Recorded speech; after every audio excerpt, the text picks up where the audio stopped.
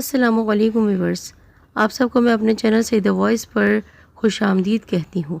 آج آپ کو میں بتانے جا رہی ہوں خونی رشتوں کی چالیں، دھوکے بازیوں کے بارے میں۔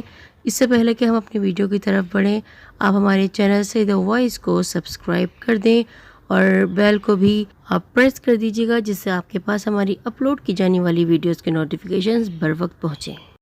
صفدر نفسیاتی طور پر ایک ایسا شخص تھا جس کی ساری ڈوریں اس کی بڑی بہن کے ہاتھوں میں تھیں۔ اس نے ہوش سنبھالا تو خود کو آپا کے ساتھ پایا۔ صفدر ان ماں بیٹیوں کے لیے بے حد اہم مرد تھا جس کی دو وجوہات تھیں۔ اول، اس گھر میں کوئی دوسرا مرد نہیں تھا اور آپا کے شوہر بہت جلد ہی دنیا چھوڑ گئے تھے۔ آپا کے ساتھ ان کی دو بیٹیاں اور تھیں۔ آپا کے پاس اب کچھ باقی نہ تھا۔ وہ اپنا سب سرمایہ خرچ کر کے کنگال ہو چکی تھی۔ سب زمین و جائیداد صفدر کی تھی، اس لیے صفدر میں گہری دلچسپی ظاہر کرنے کا مقصد تھا صرف اور صرف اس کی دولت۔ صفدر کی نفسیات پر انہوں نے اپنی گرفت مضبوط کر رکھی تھی۔ یہ بات انہیں معلوم تھی، اگر وہ صفدر کی من پسند دلہن لے آئیں گی تو بھائی سے ہاتھ دھونا پڑیں گے۔ صفدر کی تھوڑی سی دلچسپی زرینہ خالہ کی بیٹی میں تھی۔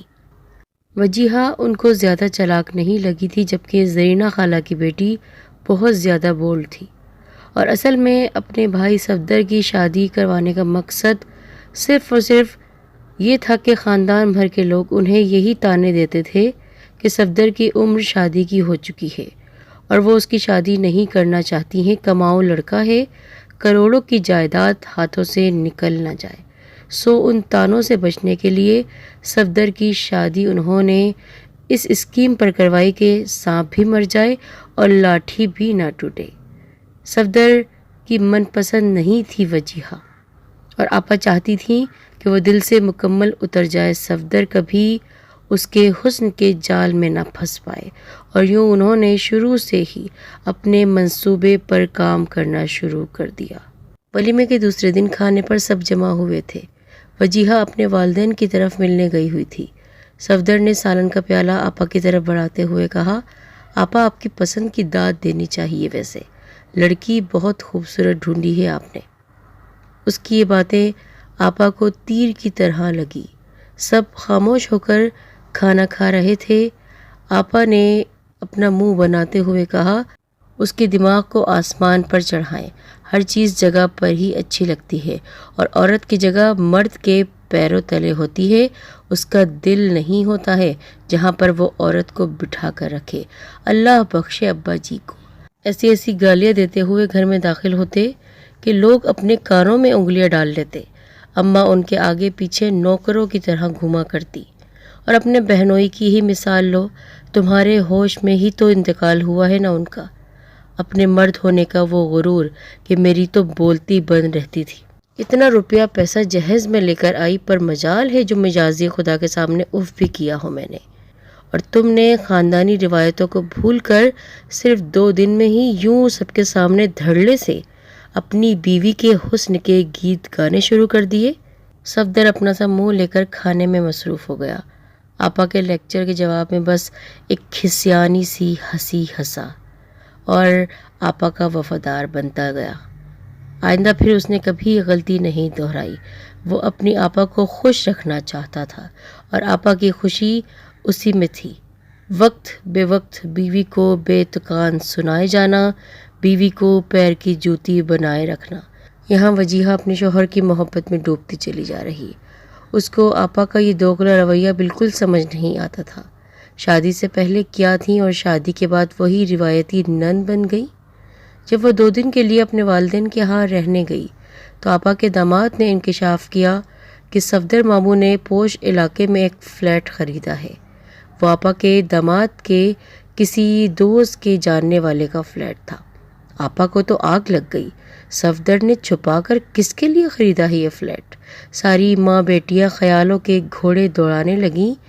یہی وجہ سمجھ میں آئی کہ صفدر نے اپنی بیوی کے ساتھ علیحدہ ہونے کا پروگرام بنا لیا ہے، اس لیے انہوں نے اس پھانس کو گھر سے نکالنے کا سوچ لیا اور اب رچایا زیور کے ڈبے والا واقعہ۔ اپنی لاڈلی بیوی کی حرکت دیکھ لی ہے تم نے؟ आपा ने कड़े तेवरों से घूरते हुए सफदर को देखा। कैसी हरकत, जेवर का डब्बा गायब है मेरा। छोटी बता रही थी कि तुम्हारी बेगम को दबे पाँव मेरे कमरे में दाखिल होते हुए देखा है उसने। कान खोल कर सुन लो, पुलिस को रिपोर्ट कर दूंगी मैं अगर तुमने एक्शन न लिया। मैं पूछ लेता हूँ जाकर। अरे पूछने पर कौन सा बता देगी वो, जाकर तलाशी लो कमरे की। वो दिन भर का बिजनेस की उलझनों में फंसा हुआ घर आया था। यहाँ सुकून तो था ही नहीं। उसने वही सुना जो आपा ने बताया। वो तनतनाता हुआ कमरे में जा पहुंचा। सफदर को देखकर वजीहा मुस्कुराई।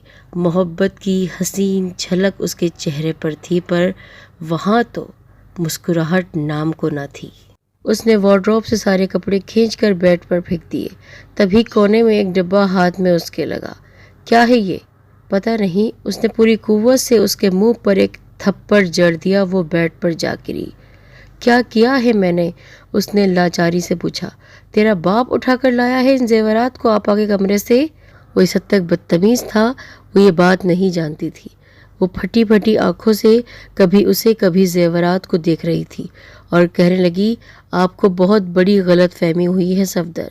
बकवास बंद कर नीच औरत। कभी देखे भी हैं इतने जेवरात तूने? तेरी औकात थी तुझे छोटे से दड़बे नुमा घर से इस महल में उठा कर लाए हम। सफदर, ये सारी आग उस औरत की लगाई हुई है जिसे आप आपा कहते हैं।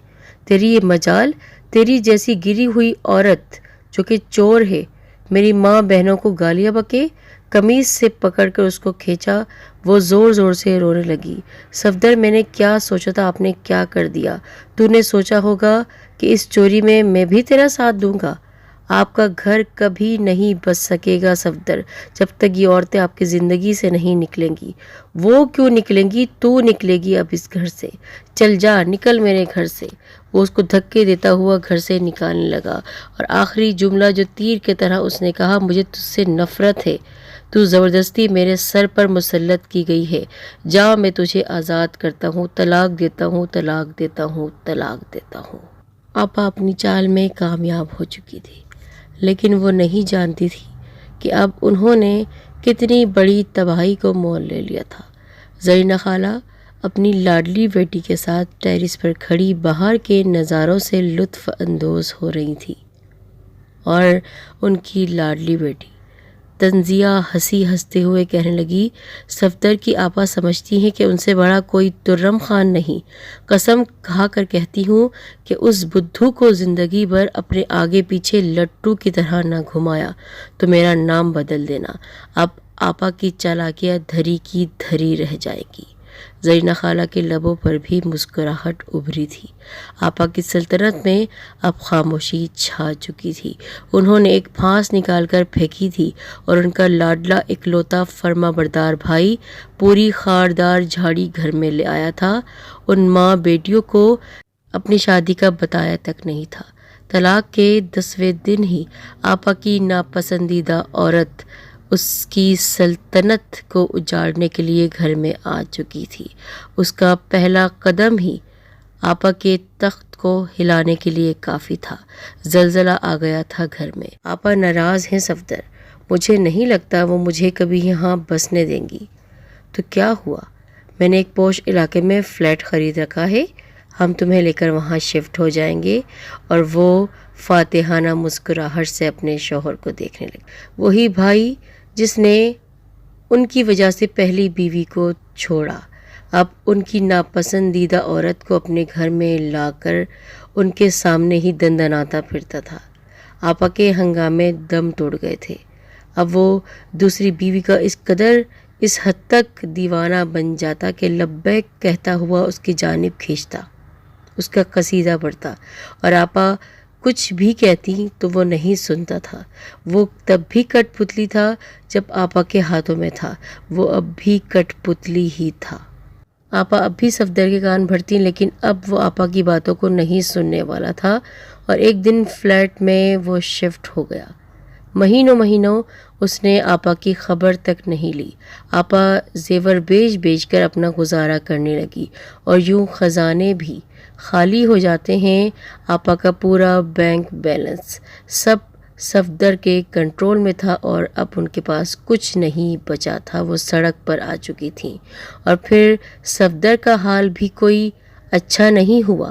ایک پاکیزہ عورت پر الزام لگا کر اس نے اسے گھر سے نکالا تھا۔ اللہ تعالیٰ نے اس کو یہ سزا دی کہ فلیٹ میں وہ شفٹ ہوا تھا اور بنگلے میں آ گیا تھا، لیکن اس کی بیوی کا ہاتھ کھلا تھا اور پیسے روپے خرچ کر کے اس نے چند سالوں میں ہی اس کے کاروبار کو تباہ کروا دیا تھا۔ یعنی صفدر نام کی کٹ پتلی اب قرض دار ہو گیا تھا، عورتوں نے اس کو برباد کر دیا تھا۔ یہ سب اللہ کا انصاف تھا۔ بندہ زمین پر کتنا ہی فساد پھیلائے، اللہ تعالیٰ اسے ضرور سزا دیتا ہے۔